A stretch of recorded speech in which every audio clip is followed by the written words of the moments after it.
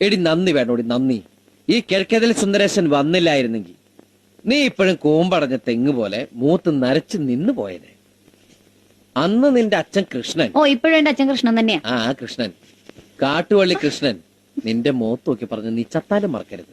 എന്നോട് ആരും ഒന്നും പറഞ്ഞിട്ടില്ല. പറഞ്ഞു. മോളെ രാധാമണി, സുന്ദരേശനെ പോലെ സുന്ദരനും സുശീലനുമായ ഒരു ചെറുപ്പക്കാരനെ നിനക്ക് ഇനി കിട്ടില്ല. അയ്യാടാ സുന്ദരൻ കണ്ടേച്ചാലും മതി.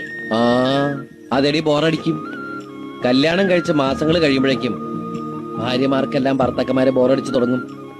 എന്റെ ചേട്ടൻ ചേട്ടത്തിയമ്മയ്ക്ക് ആഴ്ചയിൽ സാരി മേടിച്ചു കൊടുക്കുന്ന പോലും ആ ബോറടി അങ്ങോട്ട് ഒഴിവാക്കാനാണ്. പിന്നെ ഒരു ആശ്വാസം, നമുക്ക് ആ ബോറടി തുടങ്ങിയിട്ടില്ലല്ലോ. ഇക്കണക്കിന് പോയാൽ എനിക്ക് പെട്ടെന്ന് ബോറടിക്കും. എങ്കിൽ എന്റെ ജീവിതം ഇതുപോലൊരു സാരി തുമ്പിൽ ഞാൻ അവസാനിപ്പിക്കും. വെറുതെ ഇരിക്കുമെന്ന് നീ ഓർത്തു.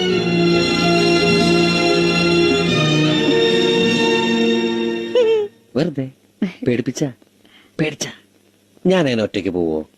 പോവാണ് ഞാൻ നിന്നെ കൊണ്ടല്ലേ പോവൂ. എന്റെ മോള് ഇന്നും കൂടെ ആ പരിപ്പടം എടുത്ത് കഴിക്കും. കണക്കൂട്ടി കഴിഞ്ഞില്ലേ? എന്റെ എല്ലാ കണക്കൂട്ടിലും തെറ്റിക്കൊണ്ടിരിക്കാമേ.